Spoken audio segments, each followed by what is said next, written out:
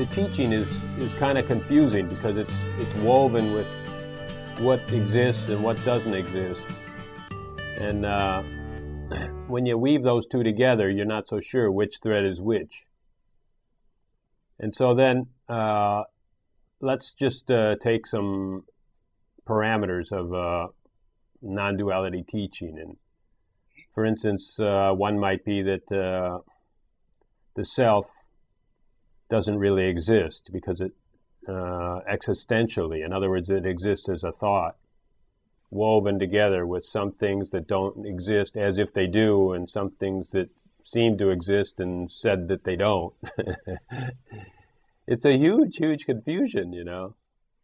And the other thing is this, that we should get somewhere, that we should actually, you know, the assumption that we should be getting somewhere, that we live in this innocent state, you know, because I don't think there's any reason to live in an innocent state where everything is just like, duh, even if it's beautiful, you know. I mean, because we have a game that we play with a tool we have, which is a mental tool that makes different creations and projects time and sequence and cause and effect is all projected, let's say. And that's just the game we're playing. And we've been dealt this hand of cards, you know, and, you know, we're having fun playing it. And I suppose the real point of anything is that we would be a better player. Because I don't think the point is to retire and to retire from the game. I mean, there's several ways to retire. One is to, you know, turn in your piece. And the other way is just to go frozen and kind of just not play anymore and just, you know, hang out in some kind of nothingness and have all your relationships break down. But I don't think that's the point either, you know. I mean, the point must be to be a better player in the game of mental projection. And if you're not identified with that projection and don't think it's all that meaningful, it's just kind of a good joke. I think it makes you a better player. Let me ask you what you mean by a better player. I mean, where are we going? I mean, so what's the goal of being? See, when you say better player, I get a little nervous because what if I'm not a better player? You know, so. Well, let's just say a more contented player, you know, because it's very individual, you know, just what floats your boat, you know. I love that. Say it again. What was your word? Say it again. Well, I'm just saying, okay, look, humanity has a mind, you know, and it seems to distinguish itself from animals by being able to remember vivid pictures. Yes. And these vivid pictures are not only like photographs and thought patterns of like what the photograph means, but it's also a feeling pattern. Yes. Like, hey, that was a dangerous thing, or that was a really exciting, fun thing. And so then all these things are like it's a body response and a picture and a interpretation all rolled into one. Yeah. And then that kind of distinguishes us from animals, which have apparently operate more on something called an instinctual pattern. And they just do what they do because that's how they are, you know.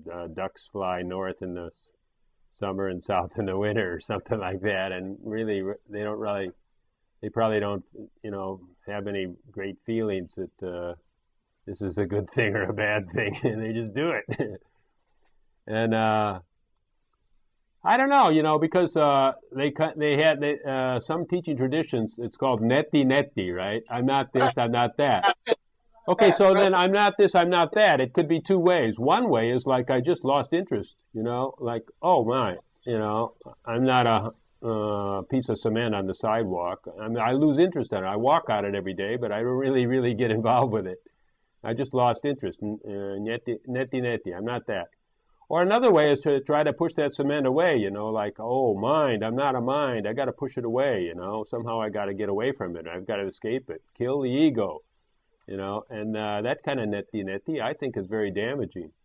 Damaging in what sense, you know? Even some teachers will say, well, there's no individual, so there's no one to be damaged. And so that's really nice, you know? But I mean, they're totally denying the game that we're all playing, and all the teachers are playing the game, believe me, at least all the ones I ever met. And I hope so. You hope so? What? I hope they're playing the game, you know? I mean, you know, they all have a mind, they all have preferences of what they like to eat. If they're playing a game. If they're alive, Richard, if we're alive, we're playing a game. I mean, I love that. Of course, that's true. But here we go again. I seem to be on one track here. But the excitement, let's go back to nete, okay? For me, the excitement of that is not in a mental thought of I'm not that, I'm not that. What happens when I do nete, because, you know, I've been doing all of this for a long time, and all of these things have come before me in one way or another to experience. And when we get to that one, the excitement is not in I'm not that, but in what is it that is alive and living, that is even saying the words, not that, not that. It throws me, put it this way, it throws me deeper into the absolute wonder of being.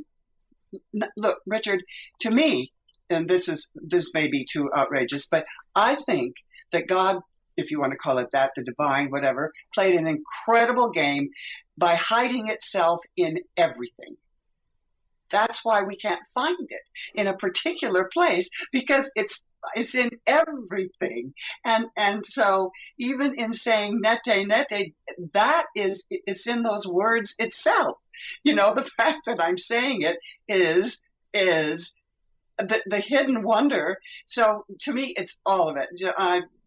You may not agree, and it'd be wonderful if you didn't, but this delight that it's hidden in everything, Richard. So whatever game, you know, non-duality is the what's happening now, and you know, a lot of things have come and gone, and all to me, the divine principle, the awareness itself, the unnameable, incredible whateverness hides in everything. And when that became true for me, and not just some kind of a nice thing, when it became really true for me, then everything in some magic way became all right, even the stuff that I didn't like. And the interesting thing here, Richard, was I think there was the thought that when that happened, that problems would dissolve and I wouldn't have any this in my life and that in my life. That wasn't my experience. All I know is whatever shows up, that's, if I could use the word, that's God. And if I could even push it and be a little outrageous, it's God in drag. You know, it's God, and pardon me, but we have to have a little fun here. It's just the delight of it's everything. And what that did for me, Richard, was huge relaxation. That was the key for me. Huge relaxation. I don't have to look for it anymore, because even in the looking, it's there. Even in the non-looking, it's there. Even in the asking and trying to find it, it's there. In the person who doesn't care about finding it, it's there. And that took away all the separation.